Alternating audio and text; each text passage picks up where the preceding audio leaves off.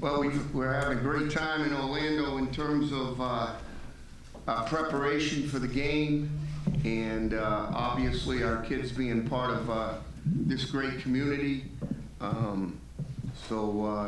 With that being said, we're excited about our opponent, obviously, excited to be here, and looking forward to the challenge. If you could raise your hand, we'll get a mic to you for questions. Start. Front or second row left, right.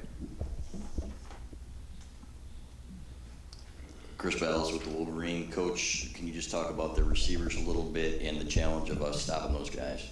Well, they're pretty good now. We've got a nice group. It sounds like Devontae Smith is back at practice, so that just enhances their ability to get down the field. Jerry Jeudy, obviously, Biletnikoff winner a year ago. Ruggs, Waddle, and Michi with some of the injuries that they've dealt with, has made a name for himself as a young guy as well. So we understand the challenge that's in front of us. We're confident in our ability. We'll have to, you're not going to beat them one way. You're going to have to play a number of different coverages. And, we're confident in our ability to do that. A couple rows back, still on the right. Aaron Suttles, The Athletic. When you look at Mac Jones, their quarterback, how does he change their offense? How do they look different other than Tua? To be quite honest, I don't think they've changed all that much. I think they've stayed systematically right on track to where they want to be.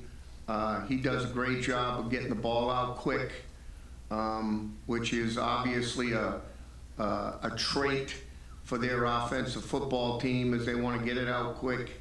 So, I don't know if he's changed it all that much, but he's certainly been efficient and has certainly kept them playing at an elite level for sure. Stay on the right, a couple more rows back. Coach, Luis Torres with the Orlando Sentinel. Going back to their wide receivers, in terms of the amount of talent they have over the years, where do you think they kind of rank over the wide receivers you've kind of faced since you've been coaching college football?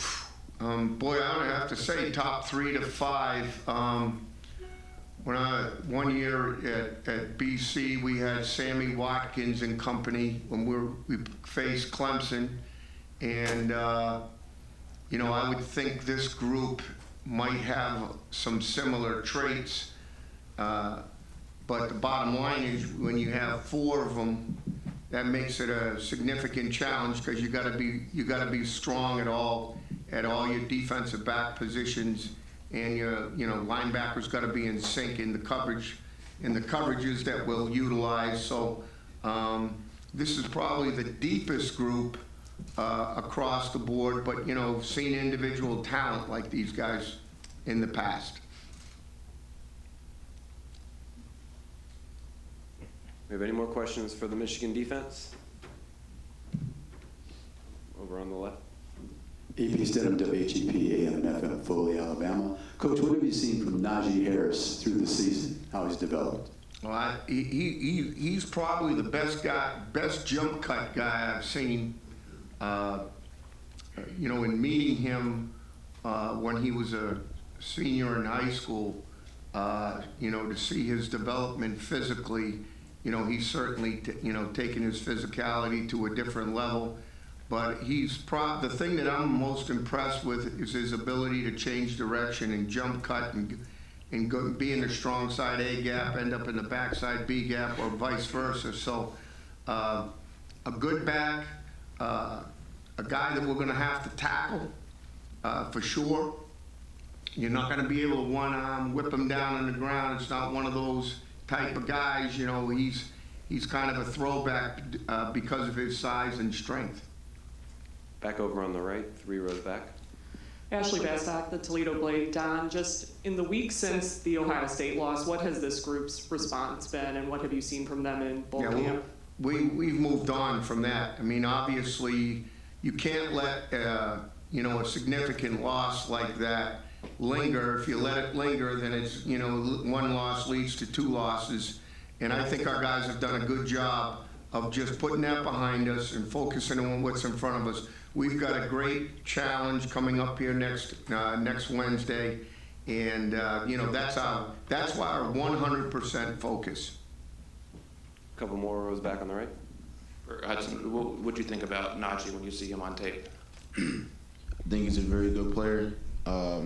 Just like Coach Brown, I knew him from recruiting his senior year when he came to Michigan for his official visit. But I really think he's a good player. I really think he has speed, he has power, and he has a really good jump cut. He knows his offense well, and he can see the hole, very quickly. So I think he's a very good back, and it's going to take our whole team, our whole defense to be able to slow him down and stop him. Over on the left. Aria Gerson, the Michigan Daily. So after, what happened against Ohio State, how are you preparing to face a team with a similar level of, offensive talent? Well, I mean, obviously, after every game, you always go ahead and evaluate what went right, what went wrong. Is it human error? Is it schematics error? So you go through those processes, and you set your game plan for for a new opponent, and you try to fortify your weaknesses and play to your strengths. So we got to get back. We went 8 weeks in a row with giving up about 11 points a game. We got to get back to that style of play, and we still have to maintain our own identity, but at the same time be ready to adjust to the strengths of our new opponent, which is Alabama. Last question, your second row right. Coach, who are some of the young guys in bowl practices that you have seen make a leap? I'm gonna let Cleek answer that one. Go ahead, bro. I'll give you that one. Guys who's taking the leap is DJ Turner. He's doing really well. Zach Charbonnet is doing really well, as he's been doing throughout the whole season. Mike Sangstrel is doing really well. Mozzie Smith is really stepping up and handling his business. And guys like Anthony Solomon, just all the freshmen really, to me, they're really starting to hone in the defense and really starting to know what they're doing. And it's starting to show because it's allowing them to be able to move faster, be able to think faster, and just be able to be in practice, just doing what they do, and that's making plays. Gentlemen, thank you for your time this morning.